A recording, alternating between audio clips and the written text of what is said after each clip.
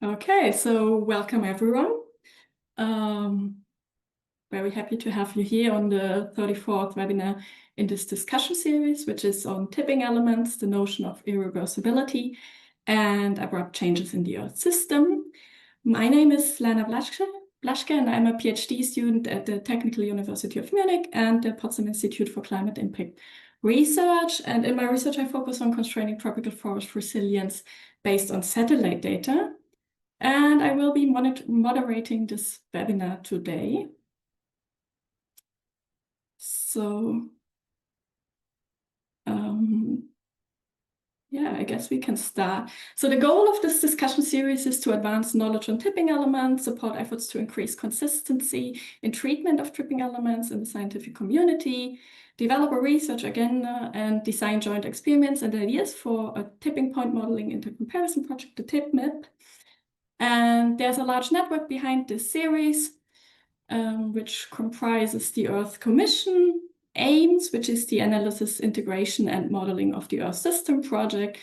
And both AIMS as well as the Earth Commission are hosted by Future Earth. Furthermore, there's the Safe Landing Climate Lighthouse activity of the World Climate Research Program. And this event is co-organized by the International Institute for Applied Systems Analysis, the IIASA, the Potsdam Institute for Climate Impact Research, and the Global Systems Institute at the University of Exeter. So before we start, I'd like to talk a bit about the house rules. First of all, the focus of today is on an update on the Amazon, as there was a series or webinar on the Amazon about 3.5 years ago, of which you can find a recording online. And if you have any questions, just drop them in the Q&A box, please, not in the chat. So we will have a Q&A session in the very end that addresses like questions to all speakers. And yeah, as I said, feel free to post your questions already during their talks. Please use this Q&A feature, which you find at the bottom of the Zoom window. And ideally, please also indicate to whom your question is directed. And the cool feature is also within this Q&A box, you can also upvote questions you find particularly interesting. This will help us to see which are most interested. And we will then get to these questions in the discussion series following the presentations. And following the event today, we will post a recording and most of the slides on the Tipping Point series confetti webpage so that they will be accessible in the future. And with this, I would already start introducing our first speaker, who is Lucas Ferreira Correa. Lucas is a meteorologist and climate scientist by training. He's holding a bachelor's degree in meteorology from the Federal University of Pará, as well as a master's degree in meteorology from the University of Sao Paulo, which is both in Brazil. And he holds a PhD in atmospheric sciences from the ETH Zurich in Switzerland. His expertise and main research interests include atmospheric aerosols and radiative processes at the global scale and meteorological and climate dynamics with a focus on South America. He works as a postdoctoral researcher at the LMU Munich, where he's part of the EU Horizon Project ClimTip, and there he's also co-leading the scientific work of the group, which aims to improve the understanding about the tipping point characteristics of the Amazon rainforest. Yeah, with it, thank you for being here, Lucas. I'm looking very forward, and the floor is yours. Thank you, Lana. Let me just share my slides. I guess you can see my screen now. We do. Perfect. Then, okay, then again, thanks, Lana, for the introduction. Thanks for the organizers for the invitation, the opportunity to be talking here in such an important topic, which also I personally care so much about. I lived my first 22 years of my life in the Amazon. The beginning of my academic training was also in the Amazon, and today I work with the Amazon, so I'm very, very happy to be part of this event. So in this presentation, I try to start with the bigger picture. So I'm going to discuss a little bit of the processes so that everyone is on the same page. Also mentioning the brilliant work of different researchers in the last 30 years. also, but in the end, narrowing down and also sharing some of our contribution from ClimTip. But before diving into the science, I wanted to highlight that the Amazon is much more than just a forest.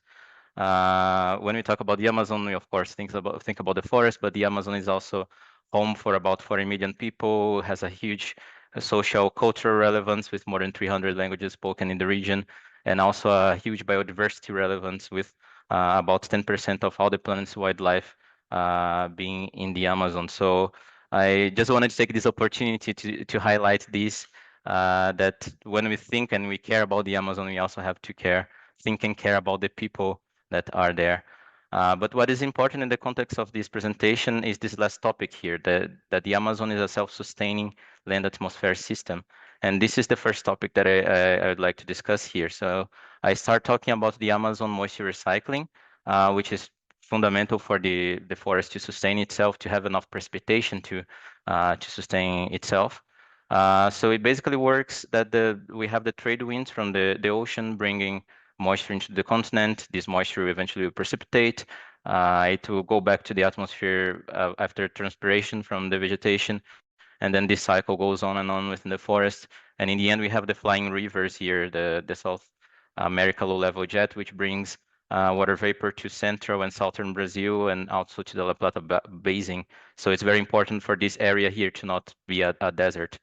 And with this with this knowledge, Carlos Nobre and others in 1991, they published this breakthrough paper here, where they hypothesized, I believe for the first time, the savanization of the Amazon rainforest, which basically, in short summary, in this paper, they highlight that the Amazon could be disturbed if we remove enough of the Amazon. The rainforest could be disturbed and transition into the stability in a savanna state other than a rainforest. And this is a little bit shown here in this scheme from another paper, which shows here this, what I mentioned, the moisture transport, which gets weaker with less rainforest vegetation here. Of course, in this process, the evapotranspiration is very relevant. About 20% of all Amazon rainfall has been transpired by the rainforest at least once. And this number can get up to 70% when we look into regional rainfall here in the late dry season. And this evapotranspiration is especially important in years where we have El Nino conditions, so we have dynamic conditions being less favorable for precipitation to occur. Another thing that is very important in all this process is the soil moisture and the deep rooting system. So the Amazon rainforest has adapted for thousands of years to have a deep root system which allows the vegetation to reach deep layers in the soil and optimize the use of water. And this is fundamental, especially in the dry season, for the trees to not be exposed to too much water stress.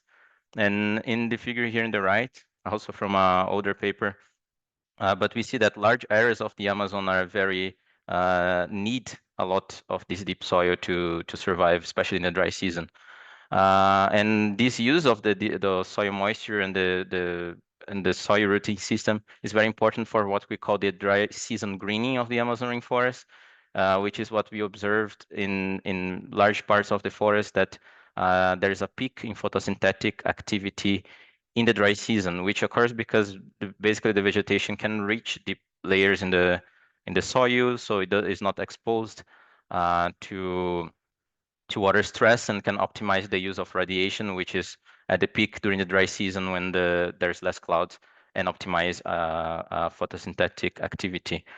Okay, here it talks about the stable part, the stable system, the self-sustaining system, and now I'm discussing a bit the consequences of deforestation for this equilibrium. And I bring here first a simplified scheme, so basically connecting things.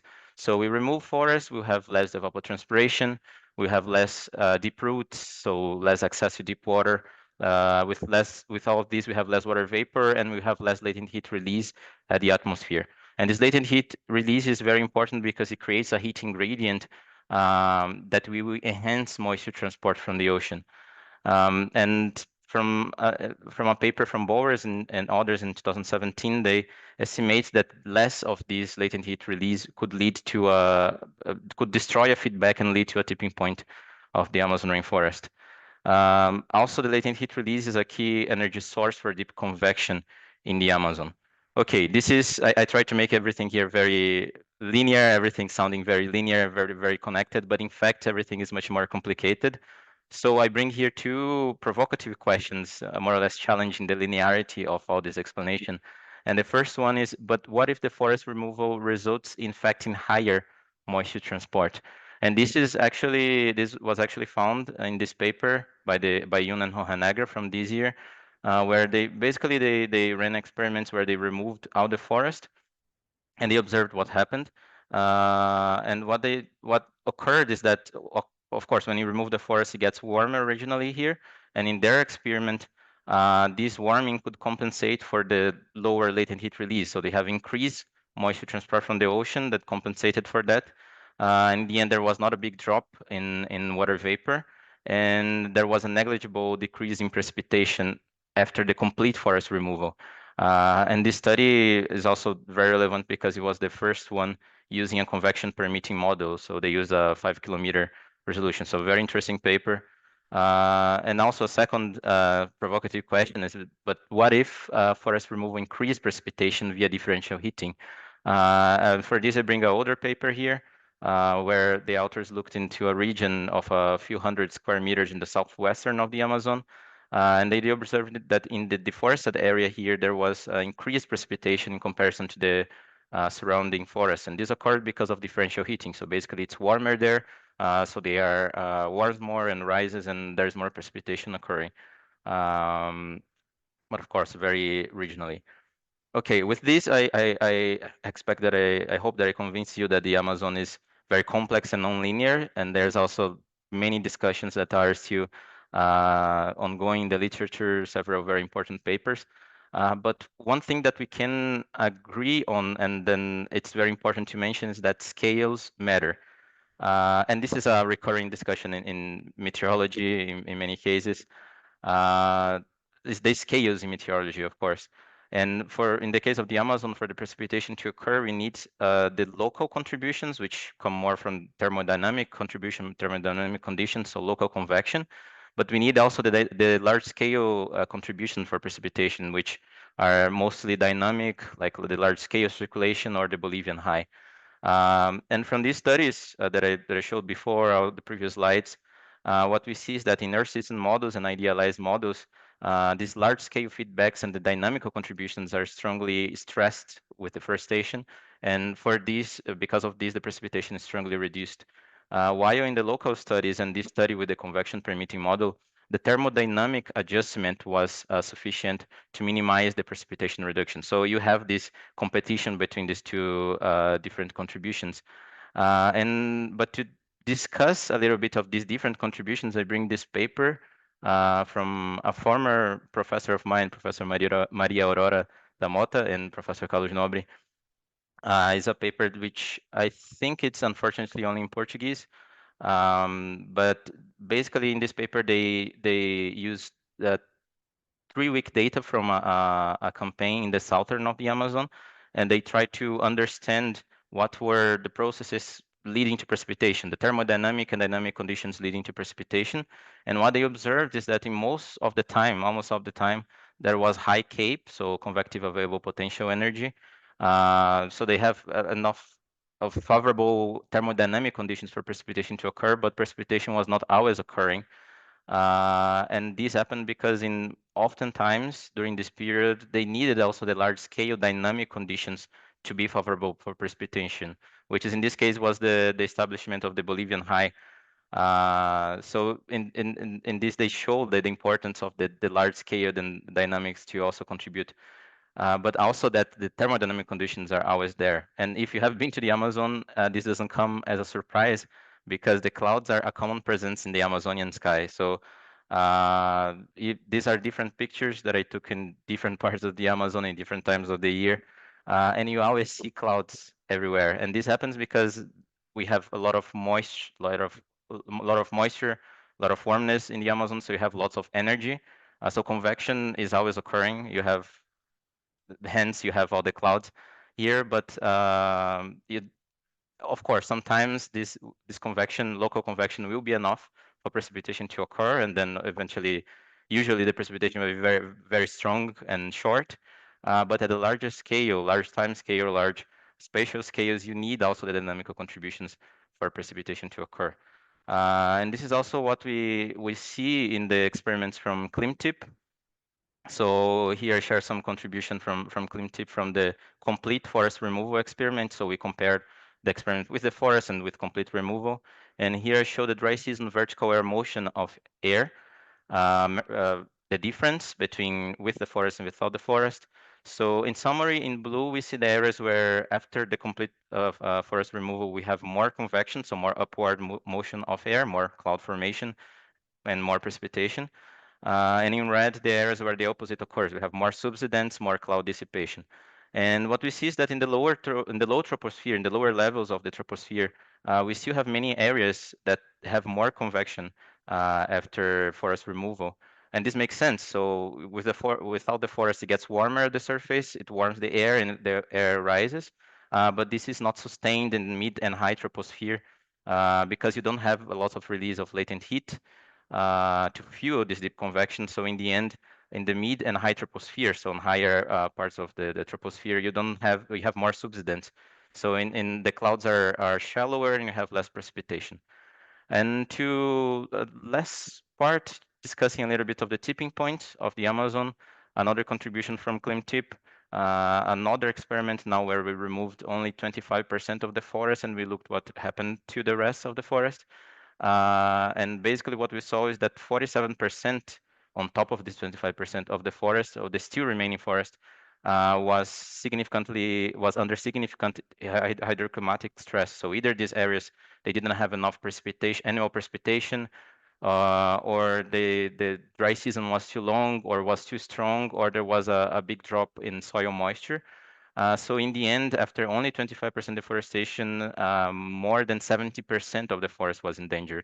And this is exactly what we mentioned when we talk about tipping point, because it's much easier to go in this direction than recovering the forest afterwards. And we know that from the Amazon assessment report from 2021 that about 17% of the forest has already been deforested. The best estimates that we have nowadays is between 20 and 25% of the forest might lead to a tipping point. And we know that also from the same report that the dry season length has been increasing from the last in the last 4 decades. And from different studies, different projections, our projections from ClimTip included, the dry season is possibly the strongest threat to the stability of the Amazon. And this is not something of the future. This is something that is already happening. These are pictures from 2023, the big drought in the Amazon, where the dry season was extended and like and very strong. You see many rivers drying, and of course this has a huge impact. The forest gets drier, so it's more prone to fires. This affects economy, affects transportation, affects the local communities in the forest and in the urban areas, and also in large parts of South America, since there is less of moisture being transported. But I wanted to finish this in a positive way. So there is a light in the end of the tunnel. Here I show the deforestation, the yearly deforestation rate in the Brazilian Amazon since 2012. And if you know, in Brazil, the care about the Amazon depends a lot on the government that is in power. We unfortunately had 4 years of a government that did very poorly. But in the last 2 years, we had a big drop in the deforestation rate in the Amazon. So that's good news, but that's not enough. We need much more. But also in a few weeks from now, the COP30 is starting in Belém, in Brazil. So the Amazon will be in the center of discussions. And we can only hope that good things come out of it. Here are just some final notes, basically highlights some things that I discussed again. That the Amazon is a self-sustaining system, that small perturbations to the stability can lead can endanger larger fractions of the forest.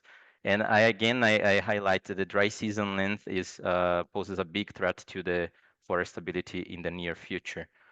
With this, I finish my presentation. Thank you very much. Here's my contact and also the website for ClimTip if you are interested in learning more about ClimTip's work. Thank you. Amazing. Thank you, Lucas, for this nice and informative presentation. Once more, if you have any questions, please post them in the Q&A box, and we will address them after the next 2 talks. And please don't forget to add that your question is for Lucas. Yeah, with this, it's my pleasure to introduce our next speaker, Julia Pronkratz.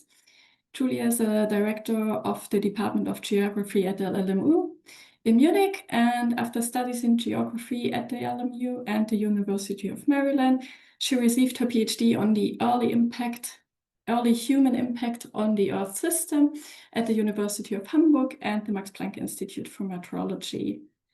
Her work focuses on human climate vegetation feedbacks in past and future, drivers of anthropogenic emissions, and vegetation and climate modeling.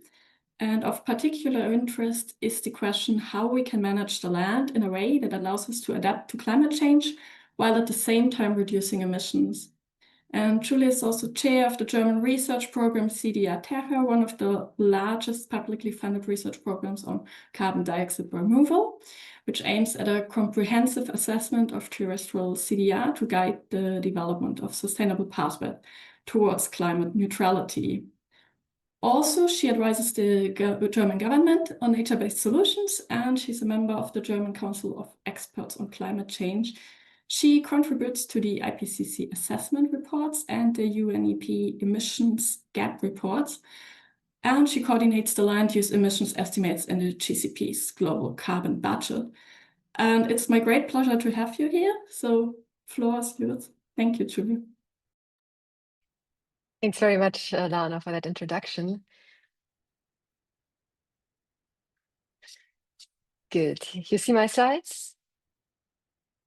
Excellent. Perfect. So the work I'm presenting is Selma Bultan's work. She's doing a PhD on this topic. Unfortunately, she can't join today, so I jumped in and I'm excited to present her work. Several people contributed. I thank Lucas in particular for preparing all these, our understanding now of the processes that happen there in this Amazon ecosystem. And now I would like to show a study that goes not into the process understanding, but into what are really the future projections of forest decline in the Amazon under 2 different drivers. If all goes well, the study will be published in a bit. So the Amazon is facing pressure from 2 sides. The one is that there's climate change, in particular, of course, the global warming and more frequent droughts. Lucas has spoken about these impacts. Associated with that partly is wildfire frequency increasing and also the intensity of those fires. And this weakens the Amazon's carbon sink and recovery capacity. There's 2 studies here exemplarily that show that. The first one here is by Brennan and colleagues. They investigated more than 300 inventory plots and found that the mortality of biomass is increasing in the last decades and there's carbon lost from the system. And another study by Chris Bolton, I think I've seen him in the audience as well. They looked into vegetation optical depth and then found that around 3/4 of the Amazon rainforest have been losing resilience since the early 2000s. So they looked into the lag1 autocorrelation, which is an indication for resilience. So that's evidence for that climate change already impacts the carbon stocks of the Amazon. But that's not the full story. The other story is that there's land use change, and that also has a big impact. So there's deforestation, there's degradation, to go through those 2 drivers. Deforestation in particular happens because of agricultural expansion due to cropland and pastures, rangelands. Not all of that is for local consumption. A lot of that is also export to other countries in the world. These deforestation rates go up and down. It's also related to, of course, the environmental policy you've got there, and after this recent going up. Lucas has shown the most recent data where it's, the deforestation rates go down again. However, when you look then more closely, you see that the degradation rates have gone up again in the last year. So deforestation down, degradation, however, up. So this degradation is also an important driver on the land use side. This is a study led by David Lapola a few years ago, where specifically degradation was looked at. There's different drivers behind that. Some are related again to climate change, and thus covered by the first part that that I said, like extreme droughts, fires, part of that. But fires can also be set by humans. Then it's a land use activity. But things like that, there's these edge effects that when you deforest, the nearby forest also gets drier, or that there's wood harvesting. This doesn't clear the forest, but it's still a degradation. And we also need to consider that. Deforestation and degradation are severe threats to the Amazon ecosystem, and therefore also in the Glasgow Declaration a couple of years ago, it was decided that we should halt and reverse forest loss and land degradation by 2030. Looking into the data, there's still room for improvement if you really want to fulfill these ambitions. In the Global Carbon Project, every year we also quantify the CO2 emissions associated with deforestation.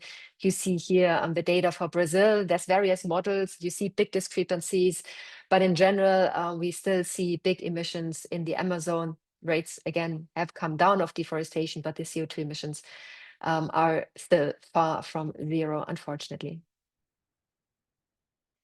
So the question I would like to answer here now is how well have we actually quantified these effects from these dual pressures, and what are we still missing?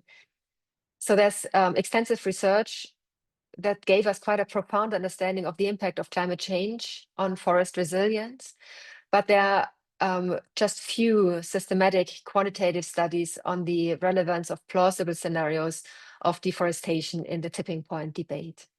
Luckily, there's more and more stylized scenarios like the one that Lucas also presented that really help us gain that process understanding. But the other question then is, what could a plausible future look like? This land use change has large-scale impacts on global climate via CO2 emissions, but also locally, regionally, of course, has huge impacts, as Lucas outlined, via evapotranspiration and rainfall recycling. Also, we shouldn't neglect that there's interactions between climate change and land use change, so it's best to look at that in a coupled system. So we cannot simply draw conclusions from adding those effects separately. For example, deforestation promotes wildfires at the forest edges, and that could lead to greenhouse gas emissions that further increase global warming. So neglecting one driver or the interactions might overestimate how much additional deforestation and global warming the forest can endure without risking large-scale critical transitions. The current research gaps are thus the following. So there's large uncertainties around the plausibility of rainforest collapse in the future and where critical threshold levels may be. And this is because we're particularly lacking two things. The one is attribution. So we should really attribute the forest changes that we see or that we simulate to these two drivers, land use change and climate change. And without that, it's also very difficult to identify the critical threshold levels and ranges for each driver separately. And that's important to target policy measures accurately. Of course, we want to stop deforestation, we want to stop climate change, but it's quite important to know which driver does what at what time in the future. And then the other gap was that there's few assessments of abrupt forest changes under plausible scenarios. We're going to speak about gradual versus abrupt changes later on. It's relevant because increased occurrences of abrupt changes can be an early sign of declining forest resilience. So overall, it's likely that the potential for abrupt changes and critical transitions is currently underestimated, and robust estimates are urgently needed for that, Also because the dieback, as we know from previous studies, if there were really a large-scale Amazon dieback, that could threaten the Paris Agreement's goals. So in this study, the major novelty is that we have this holistic assessment of the Amazon forest vulnerability to land use change and climate change individually and in combination. We do a driver attribution, so we use Earth system models and split out in their simulation results what the driver really is of the forest cover changes that we see. And then we identify signs of declining forest resilience by really looking into how the frequency of abrupt versus gradual forest changes changes over these simulations and when there's non-linear behavior occurring. The way we do it, I already alluded to Earth system models. So we particularly look into complex or comprehensive Earth system models that have dynamic biogeography. So that's important. It means that structural transitions can occur. So you can go from a forest to another type of vegetation. And that's crucial to simulate potential tipping due to climate change. There's only 4 models that provided these simulations with dynamic biogeography on. So it's not a huge subset, but it's the one that's suitable for this type of question. And then we look into simulations for history, but then also for future pathways where we chose SSP 370, so regional rivalry, and SSP 5 8.5 with its fossil growth in the background. So it's low climate mitigation, but we really want to see what could be the potential risks under strong warming. And then we classify the forest decline as either abrupt or gradual. I'm going to show that to you, and then do the attribution. So this attribution is divided in 3 steps. First, at each grid cell, we detect the forest decline. It's defined as any long-term reduction in tree cover. And we differentiate between forest decline with and without a structural transition. And we introduce a forest threshold, which is model specific, but then means it's really comparable to observational data of forest cover, because that's not for tree cover. Observational data speaks of a forest. And we want to know when do we get below such a threshold that would be defined as a forest in observational data. Then second, we try to classify into gradual versus abrupt transitions. We do that by fitting different types of regression models. And then lastly, we try attribute the tree cover changes that we see to either land use change or climate change. We use a proxy that's also coming out of the Earth system models to identify whether it's land use change. There's the instantaneous emissions from land use change as a CMIP6 output variable. And when that shows a certain crossing of a threshold, as you see in the top row here, then we would say, okay, there has been a land use change event in the background. So if there's a tree cover change now, it's associated with land use change. And if that's not the case, then it's associated with climate change. And with this framework, we can now look at how land use change and climate change have affected the Amazon in the past and what's projected for the future. You see on these plots always a big spread. That's the 4 models in the background. I show you the average lines, however, but sometimes we do speak about the most extreme case that we see across the 4 models. So on the top, you see the land use change, and on the bottom, the climate change impacts. And you see the forest decline here in million square kilometers in both cases. You also see on the other axis how deforestation from the driver behind it, it's the LUH2 data set that indicated deforestation has impacted land use change. And for climate change, you see an indication here with the global warming level of where we are. SSP3 on the left-hand side, SSP5 on the right-hand side. So looking first into the historical period only, in both cases, it's the same. So for those decades from 1950 to 2014, this is where history ends in CMIP6.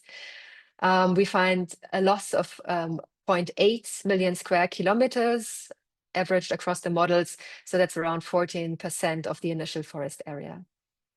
And when we look into the attribution, we see that land use change is the main driver of forest decline historically, also of structural transitions. So 0.6 million square kilometers is due to land use change, only 0.2 due to climate change. Now looking into the future, so we can look into the more extreme scenario concerning land use change. That's SSP 3. That's basically extrapolating the historical deforestation rates. While in SSP 5, it's clearly the climate change that's dominating. If we take both together, we can say that up to 38% of the 1950 forest area could be lost. The majority of that, so deforestation has a bigger impact, 25% could be due to that in the SSP 370. Which would mean we would be crossing the critical deforestation range that Carlos Nobre had put out much earlier already. 30% up to 13% could be due to climate change when we're looking into the SSP 5 8.5. When we now map the forest decline spatially, we can identify hotspots of forest vulnerability to each driver. This is what you see here. Left-hand side, in each case is SSP 370, right-hand side, SSP 5 8.5. And here on the upper left, you see the forest decline. The inset shows you really structural transitions. And this is due to, and you see here in particular where the forest declines, it's very much driven by the land use change. It's close to the arc of deforestation. But also in the regional rivalry scenario, there's a lot of land use change going on in the Western Amazon. So when we do the attribution, is it land use change, is it climate change? Which ones, how strong, where? You see that until 2100 on this right-hand side. And we do see that land use change has a big impact in all these areas that we just spoke about. However, in those areas not directly touched by humans, the climate change encroaches into these pristine ecosystems. So that's central and northern Amazon, also the western Amazon in SSP 5 8.5. Not with the same intensity, but on a larger area. And we can look into the time evolution of that. So when is the largest forest decline happening? And in particular in these regions with the climate change impact, that's happening in the second half of the century, while we would feel the impact of land use change earlier on already. To look into this abrupt versus gradual forest decline question. So Selma also did a breakpoint analysis to see if there's a nonlinear increase in the forest decline due to climate change. Now this specifically because that's the nonlinearities are much more expected. And it seems to be the case. Now you see the four models separately that we've investigated, and you see for the two different scenarios for the climate change case, how the forest cover declines. And more or less strongly across the models, we do see an acceleration of the decline in forest cover. Compared to 1950, by 2100, the basin-wide area of forest decline increases by a factor of 6 in SSP 3 and 8 in SSP 5. And when you look to the most extreme case, you see that there could be this acceleration, this going into nonlinear regime already at a global warming level of 2.3 degrees. So to conclude here, I'm realizing I'm running out of time. So the summary of this study based on the Earth system models is the following. If we continue with deforestation and with unabated climate change, we are running into a big problem. Up to 38% of the 1950 forest area could be lost. This is what the models project. Below 2 degrees in the near future, clearly land use change remains the major threat to forest stability. But when we go beyond the 2-degree target, then there's risk of forest decline due to climate change, and this accelerates possibly into nonlinear regimes and may lead to further destabilization. In particular, when we look into beyond 2100, this could become more severe. So this has a big policy relevance. Mitigation needs to target these two pressures. We really need emission reduction. Of course, that's a global effort. And we also need to halt deforestation, which is a global and a regional effort. And our results, I hope, provide some more quantitative basis for this. The next steps then is to combine that really with the deep process understanding and to go from these combined simulations then back to factorial simulations to really have systematic tests of also the deforestation levels and the patterns. So this is exactly what Lucas Ferreira has been speaking about and what is investigated in ClimTip. So I leave it there for now, and I'm looking forward to the next presentation. Amazing. Thank you, Julie, for this great talk. Super interesting, also worrying. And again, please post questions in the Q&A box. Yeah, mentioning that they are for Julia, and then we will address them after the next speaker, who is Bernardo Flores. I'm very happy to have you here today. And Bernardo currently has a research collaboration at the University of Santiago de Compostela, and he works as a consultant for the Amazon Corporation Treaty Organization, as well as he's an associate researcher at the Juruá Institute in Brazil. He's also a member of the science panel for the Amazon. And Bernardo has a double degree PhD in ecology between the Wageningen University and the Federal University of Rio Grande do Norte in Brazil. In his research, he applies the theory of complex dynamical systems to real-life social ecological systems, and most of his work was dedicated to investigating the resilience of the Amazon forest system. And with this, I hand over to you. The floor is yours. Looking forward. Thanks, Bernardo. Thank you, Lana. Just to check, can you see the whole screen? Yes, we do. Good, great. So thank you for having me. This is a very nice exchange. And so I'm happy to be here and to try to make an overview. It's a very brief overview of how I see that are very important pieces of evidence of what we know about the Amazon tipping point, so the current risk and to think about alternative pathways from there. Just a 20 minutes talk. There's so much evidence to bring here, but I am trying to bring some of the what I think are important ones, and there are many other papers that I would have liked to include here in the presentation, but couldn't really. It wasn't possible due to time. So it's not there. So there were basically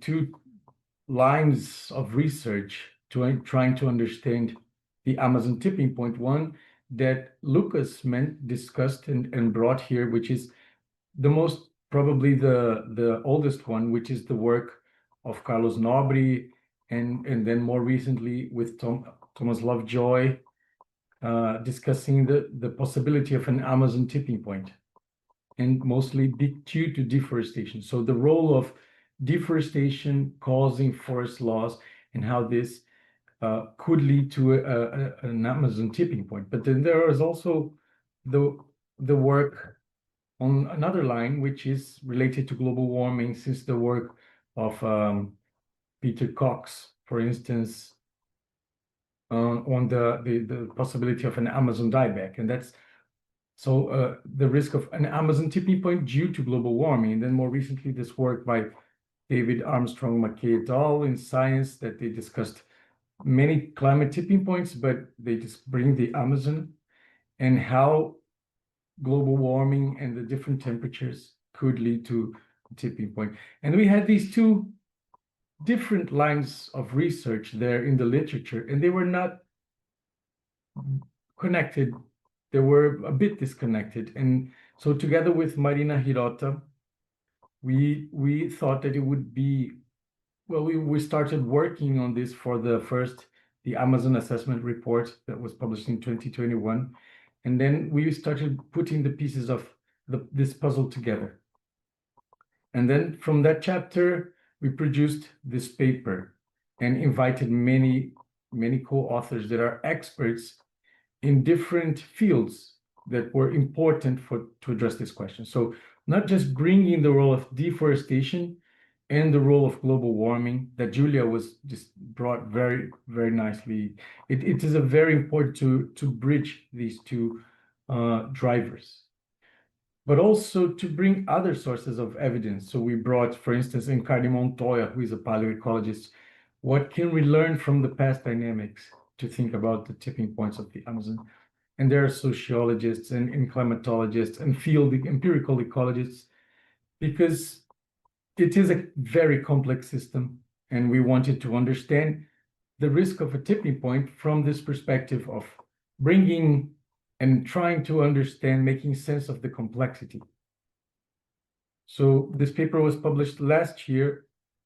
I will bring some of the results from the paper that maybe some of you have seen, but just to contextualize with then more recent work that sums up to. So first, what can we learn from the past? So starting from the past. Most of the work that has been done with coal and charcoal, all the different proxies of past vegetation and climate dynamics, they suggest no evidence for large-scale Amazon forest collapse. And this can be, it's from millions of years, possibly 65 million years ago, since the Amazon basin was being formed. It was mostly dominated by forest, dominated. Of course, savannas expanded in different moments in the past, during drier periods such as the last glacial maximum, the early and mid-Holocene. These were drier periods, and savannas expanded, but usually in the peripheral parts of the basin, in the ecotones, and some of it in the seasonally flooded areas. And this is usually related to fires, usually ignited by humans. So when there was more human presence igniting fires, then there was some savanna expansion, but only in these areas. And forests have been and had been expanding over the past 3,000 years, mostly in the southern Amazon due to wetter climatic conditions, until we started changing all of this. So in sum, the evidence suggests high forest resilience over millions of years. So the system was very resilient, has been. However, these current climatic conditions are today and projected for the future are unprecedented over the past of the whole evolutionary history of the Amazon. The past drier periods had cooler temperatures, and now they coincide with extreme heat, and that makes a huge difference for the trees, for the plants, because now they are facing much higher levels of water stress. So what is the main? So Lucas showed very well, and this is also something that is very now solid, and it is, no one doubts about this, the importance of the forest rainfall feedback, positive feedback for the resilience of the system. And I don't think most of people here, I think of the audience, are probably experts. Some people who might watch might not be familiar, but the forests, they recycle rainfall. So they pump water from the ground through the trees, because during evapotranspiration, so the trees, they transpire this moisture, and through the leaves, they release them to the atmosphere, and this water increases moisture in the atmosphere that eventually forms clouds and rainfall.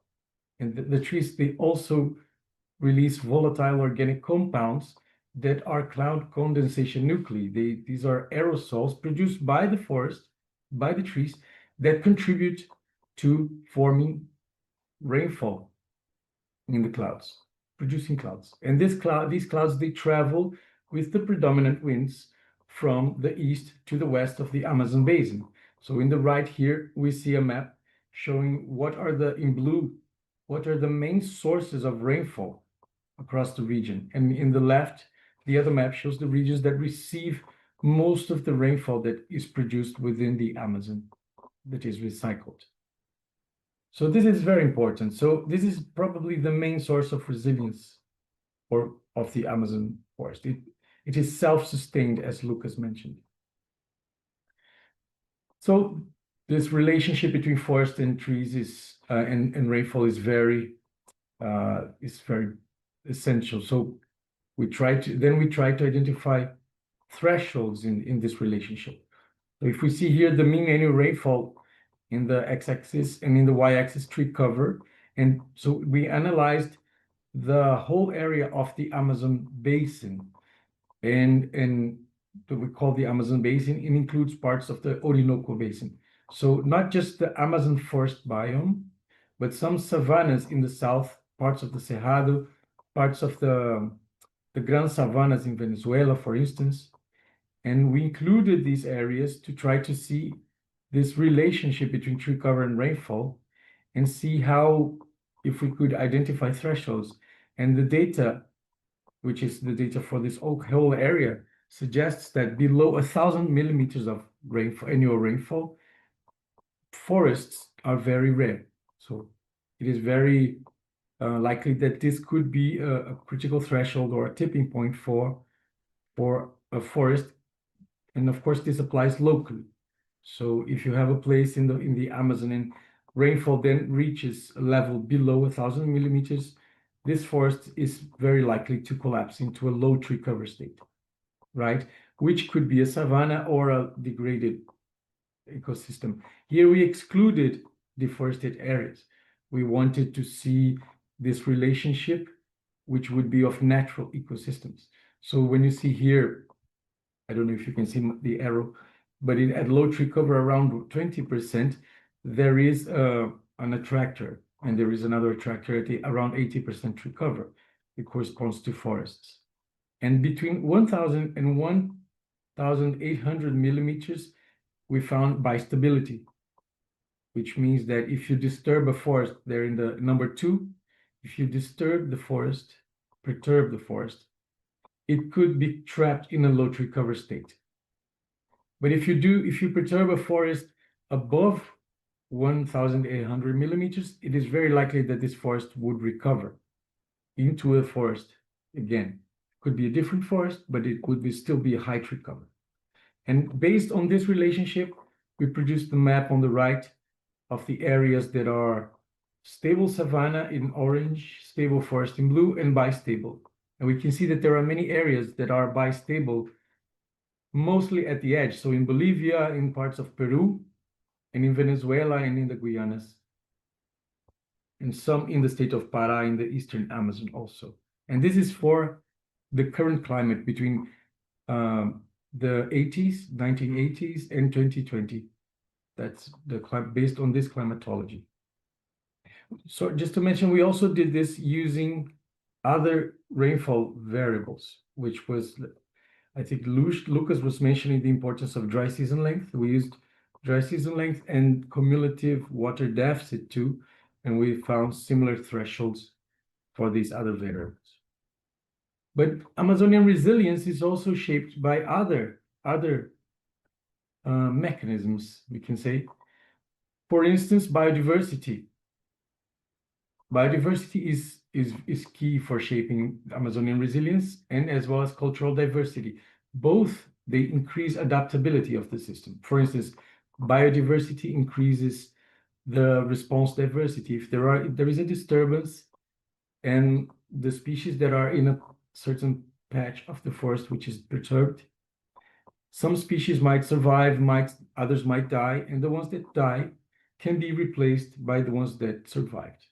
And they can replace the functions of the ones that died. So this is response diversity. It also means redundancy, which is species that have similar functions can replace the other ones when the other ones are lost. Biodiversity also increases the productivity of the forest due to complementarity of species roles. And similarly, cultural diversity, indigenous peoples and local communities, they have been living there in the Amazon for at least 12,000 years, and they have been living extensively and managing the landscapes for 6,000 years. So they co-evolved with the landscapes, with the ecosystems. A lot of what the Amazon is now is based on these ancient, very long-term management. So they identify when ecosystems change, the responses of ecosystems they can identify and react to global changes much faster. So they are key for adaptability and hence resilience. So other factors, the heterogeneity and connectivity.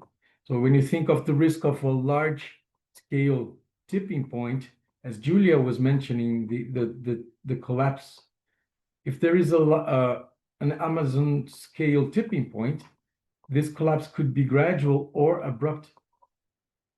And this has a lot to do with spatial interactions. So on the left, we see just an example of how the Amazon is heterogeneous. We see height above sea level, which is related to also the access to water that trees have. So in the lower areas, like in the Western Amazon, there is much more, the height above sea level is lower, and there is the water is, many places are waterlogged, but some places, so the trees tend to be less limited to water. But this is at a basin scale. When you zoom in, you can see that if you go to areas close to rivers, trees usually have perennial access to water. If you go to plateaus, so higher areas, trees can have water limitation, water stress during the dry season, especially in extreme years. And also you have floodplains. We have evidence that floodplains, the forests there, they're less resilient. So if climate would become drier, floodplain forests would probably be some of the first to collapse. So this heterogeneity means that tipping point could be more gradual than abrupt. We don't really know that. There are some studies, some models that try to understand this. And sources of connectivity. Here we just have an example of how countries contribute to the rainfall of neighboring countries in the West. So the proportion of the rain, for instance, of the Peruvian Amazon is 21% that comes from the Brazilian Amazon. And when you go to Bolivia, it's almost practically one third of the rainfall there comes from Brazil. So this connectivity is key for also understanding the risk of an Amazonian tipping. But then the climate, the whole system is changing. There are novel stressors and compounding disturbances. This figure just shows some of them. We see increasing temperature in A, so it's a trend in the mean temperature of the dry season. In the central Amazon and the eastern Amazon, it has increased by 2 degrees in the past 40 years and could increase by 2 degrees more up to 2050. We see the projections of vegetation stability for 2050, following the projections of significant changes in annual rainfall. And we see that in the center of the Amazon, there is a bistable area that didn't exist before. So this area could, for instance, be trapped in an open state. And on C, there is the accumulation of extreme dry events over the past 20 years. D is roads, just the main roads. There are many more illegal roads that are not shown here. And roads are well-known sources of deforestation and fires, of land use changes. But then we have a scenario of a factor that is more related to higher governance, which is the presence of indigenous territories and protected areas that are well known to control deforestation and wildfires. So when we sum up all these layers, we see the areas, the parts of the Amazon that are exposed to more compounding disturbances that could collapse in the next decades due to, or at least suffer ecosystem transitions due to these compounding disturbances, and especially the ones with two or more disturbances overlaid, which are the areas in the central Amazon related to warming and extreme droughts, and also the presence of roads. And when we see this reached up to from 10 to 47% of the Amazon could be exposed to more than one disturbance. And this means that up to 2050, at least 10% of the forests could experience ecosystem transitions. And what would the forest turn into then? So we looked at the literature, especially the work that has been done with satellite and field empirical data. And we see that the literature is huge. And we identified three main, most plausible alternative trajectories of the ecosystem.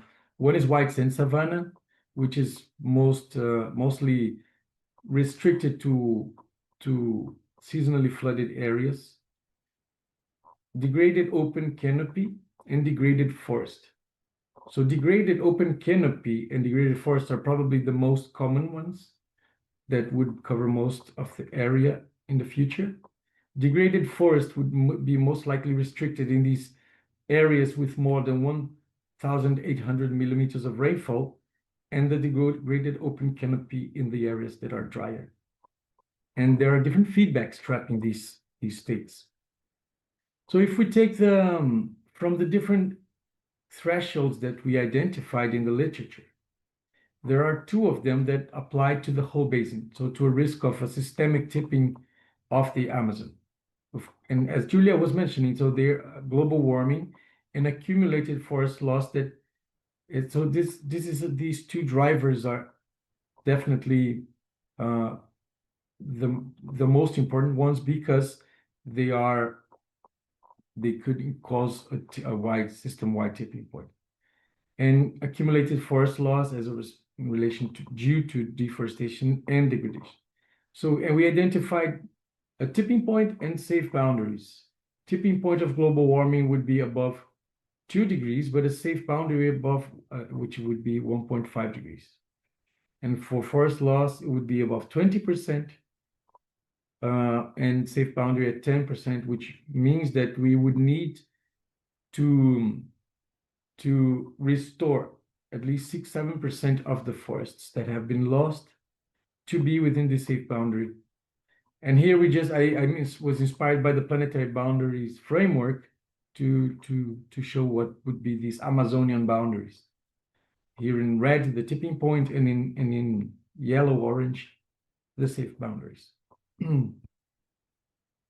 But there are many new pieces of evidence coming out, and some even are not published. But for instance, this very important step led by Nico Wunderling, which is titled Pinpointing the Amazon Forest Tipping, Global Warming and Deforestation Pathways, which is by combining both deforestation and global warming and considering moisture flows, the tracking of moisture flows from models across the Amazon basin. We were able to, so I'm also a collaborator of this study, which identified that if there is a deforestation of 22-28%, then there could be a tipping point in global warming at 1.5 degrees, which would be very close. So combining these two, we know the values of each one that could combine lead to a tipping point of the whole system. And this could lead to the collapse, according to this analysis considering moisture flows, could lead to a collapse of 2/3 of the whole biome. More evidence is related to interaction, so considering the whole Earth system with other tipping elements. And most of the evidence that comes from what the impact of the AMOC shutdown, collapse, or slowing down could cause in the Amazon forest confirms that the northern Amazon would likely become drier. So with the slowing down of the AMOC, the northern Amazon could become drier, and the southern Amazon could become wetter. But this is actually the area where most of deforestation and degradation is occurring, has historically occurred. So this means that there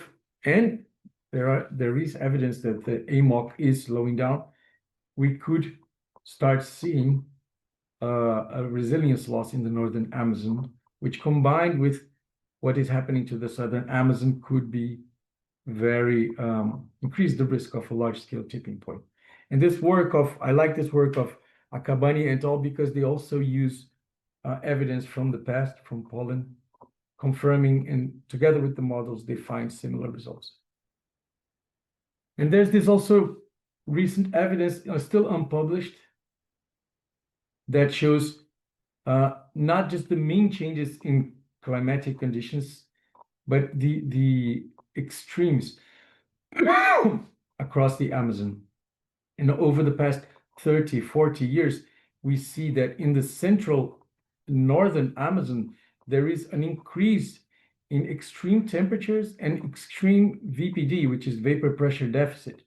So both, it's an increase in water stress in the central and northern Amazon, which is aligned with the work that we showed before, that the central Amazon is at high possibility of collapse due to compounding disturbances.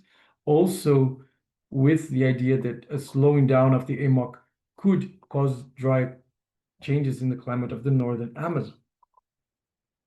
And there is evidence that, so there's the work of Chris Bolton, and then this follow-up with using critical slowing down from temporal autocorrelation, showing that the Amazon is losing resilience. So the work of Chris Bolton showed that about 3/4 of the Amazon is losing resilience. And here we see, with this more recent work by Wang et al., that this is more in the human disturbed area. So the degraded forests are losing resilience, more resilience. So this, when you match the northern Amazon losing resilience and the southern Amazon losing resilience, it is very concerning. Recently, the just released Global Tipping Points report has a chapter that what's new, what's the status of Earth system tipping points. And for the Amazon, we updated the threshold for the Amazon, the risk of tipping at the local scale. So yes, it is confirmed.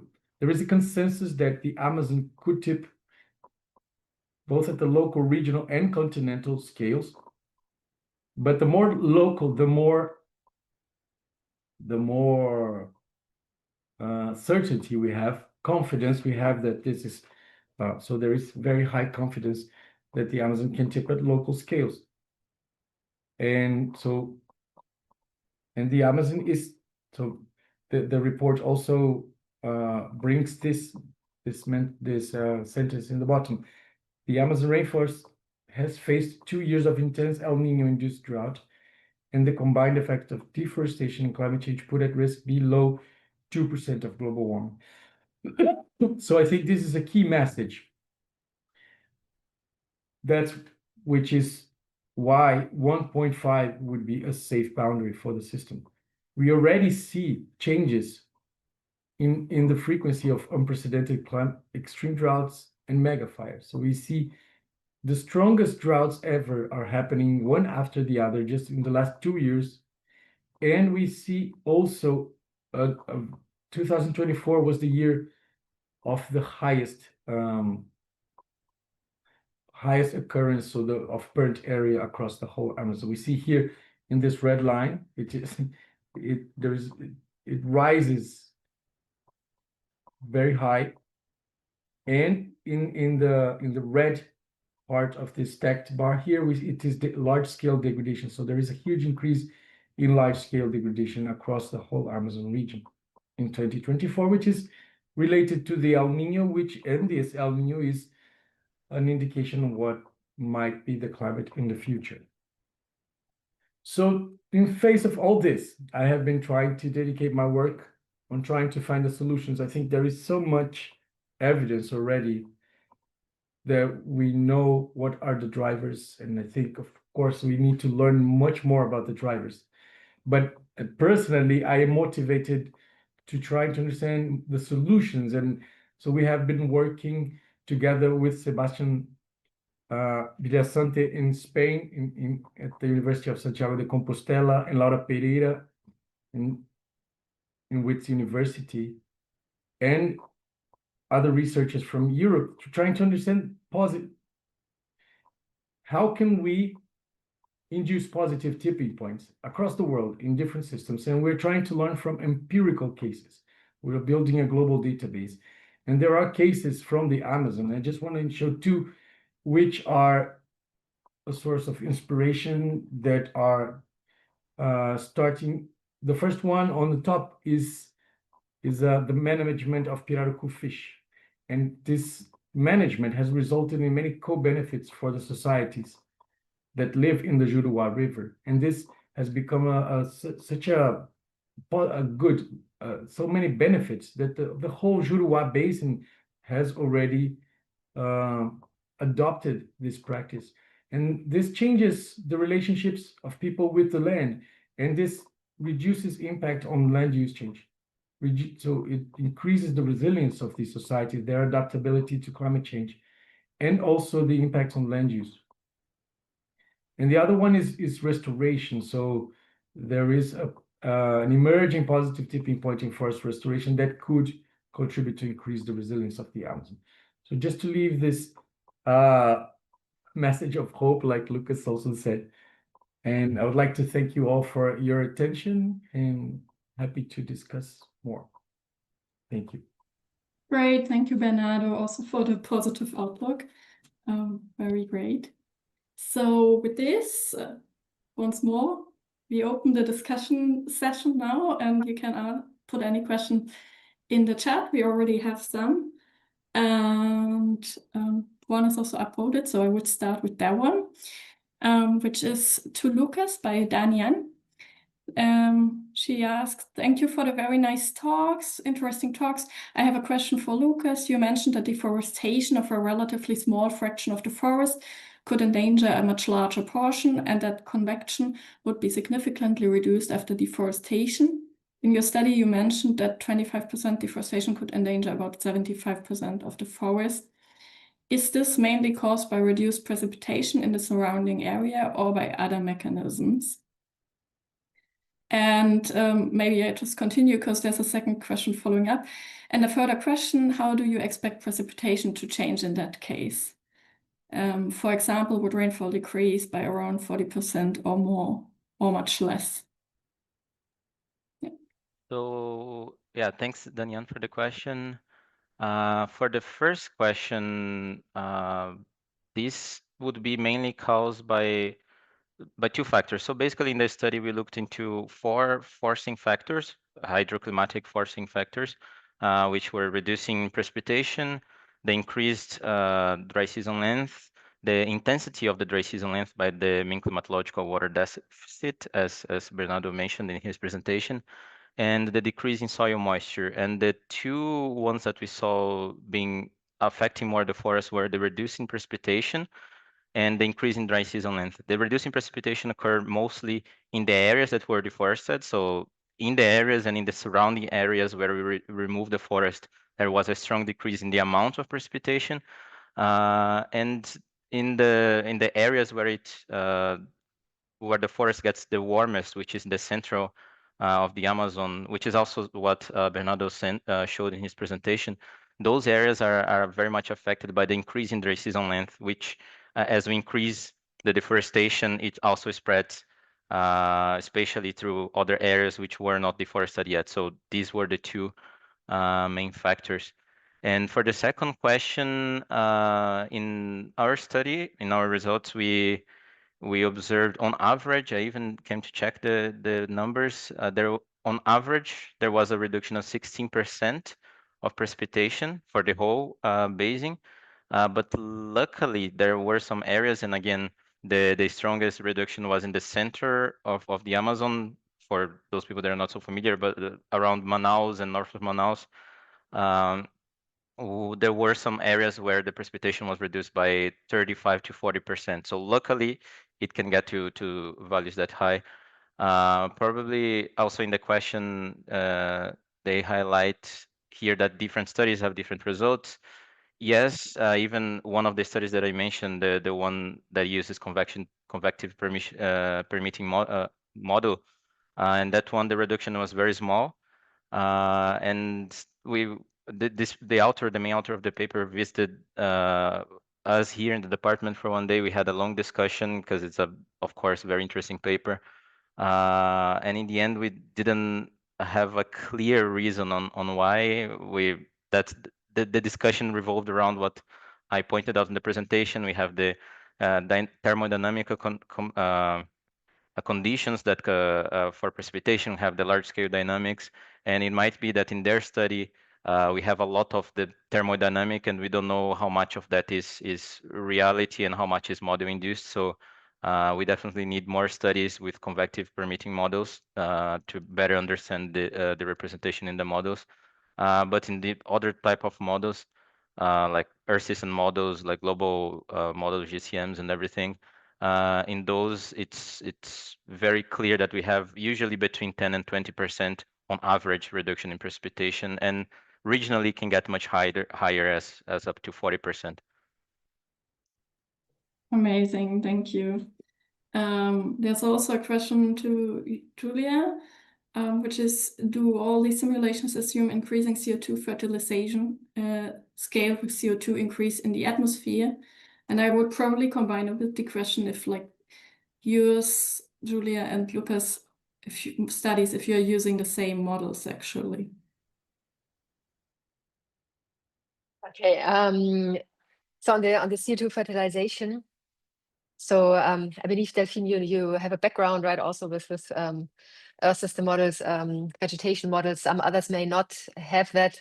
So the stoma is closed if the CO2 increases in the atmosphere. It doesn't scale directly with the CO2 in the atmosphere because it response typically saturates at high CO2 levels, and there's all kinds of compounding effects, of course, depending on the moisture availability and so on. In general, however, the process is represented. So all these models, that's a basic process in these Earth system models, that they have a CO2 effect. And you also see it. So we've shown that the tree cover, when you average over the basin in many regions, also really goes down. The tree cover does, the forest cover does. But where the forest persists, you also see that the CO2 stores, so that the carbon stocks, the biomass, partly the soil as well, that stays or increases. So the CO2 fertilization does kick in as well. It's going the other direction when you look into biomass as compared to the detrimental climate effects and deforestation I've been speaking about. And we've been using the CMIP6 database opportunistically. So those 4 models that had dynamic biogeography, but one of those is the ones that Lucas is using as well, the MPI ESM. Amazing, thank you. Maybe I can But add. Lucas, you want to add please. the details on the simulations? Yeah, maybe I can add on that because there's also a question about the models that I used. So yeah, it's the MPI ESM high resolution, which is high resolution for a Earth system model, of course. So this is what I use in the results that I shown here. But in ClimTip, we also have the CESM model and had GEM model. So we even like have plans. So none of the ClimTip contributions that I've shown are published yet, but we have 2 papers. One paper that is basically in production already, and the other is still in the planning. And the second one is we intend to do a multi-model analysis of the meteorological aspects related to the forest removal, and with that we intend to include the MPISM high resolution, the CESM HADGAM, and also we have data from a downscaling which was done using the model Worth, which also possibly we will also included that study. Thanks. So maybe a question to Bernardo from Sebastian, which is, I like the database of positive examples. How do you find these examples and what are the criteria for selecting them? And if the database is public? Yes, thanks, Sebastian, for the question. We're building the database. It's an ongoing project. We haven't published the first paper launching the database, which we're working on it so that it will become public. It currently we're still open I think it will be constantly open for new cases. we have an online form that you can fill if you have a case of positive tipping point. So please contact me if anyone has one that thinks is a case of positive tipping point. And then, Sebastian, it will be available as soon as we published. And the criteria is that it is a case where in which a change has become self-propelling, and we are interested in the feedbacks, the enabling conditions. So we're basically bringing the theoretical work to try to understand the empirical examples and then feedback into the theory from these empirical examples. Okay, thanks. Yeah, one more question that is actually to all of you by Carsten Hallstein, which is, I guess, one question for all speakers: in how far are invasive species a potential additional problem for the Amazon under increasing stress from heat and drought, e.g. similar to bark beetle diseases or ash dieback? Whoever wants to go first. I would like to leave that to the locals. I know it's a big problem in extratropical systems, right? These interactions that you have with these pests and non-native species encroaching. But please, the experts speak up. I can just mention that mostly in the Amazon, the most problematic non-invasive species are invasive grasses, and they compete. So when you have disturbances, when you open the forest, they are highly invasive, so they are usually used for pasture. So most of the deforestation in the Amazon is for pasture. And then land is converted into pasture, and then people plant these grasses for forage of the cattle, and then it becomes invasive. And whenever you have all kinds of degradation, fires or logging, any type of, then these grasses they can invade, and then they increase the flammability. The ecosystem becomes much more flammable with invasive grasses than they would with native grasses. So that's basically they are increasing the risk of tipping point at the local scale because of flammability, mostly. Thanks. Do you want to say something about that too, Lucas? Or? I think Bernardo already mentioned what is more relevant, because in the question she also she gives an example of some insects or something with that. I'm not a specialist, but I could, yeah, of course, when the forest is damaged and we have the forest logging, of course the forest is more vulnerable for such species. But I wouldn't expect, again, coming not from a non-expert in biology, that insects or something would be the biggest problem. But the grass locally, of course, can be a big problem, as Bernardo correctly mentioned. Yeah, thanks. Very unfortunate. Maybe we have time for one last question, which is the concept of moisture convergence compatible with the concept of an intensification of the South Atlantic convergence zone? That is to Bernardo.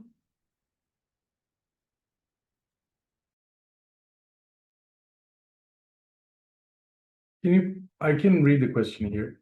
So can you repeat, Lana, please, the question? Oh, sorry, yeah. Okay. So is the concept of moisture conversion, which leads to more precipitation under warming, compatible with the concept of an intensification of the South Atlantic convergence zone, or the associated cloud bands for that matter? There's a reference in the... I think that's a question more for Lucas.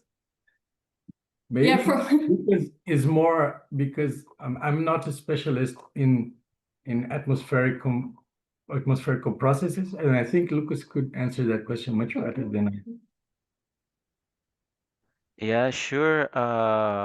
She also included a reference here. I'm not familiar with this paper. At first, what I can, yeah, and she just corrected it for me, the question.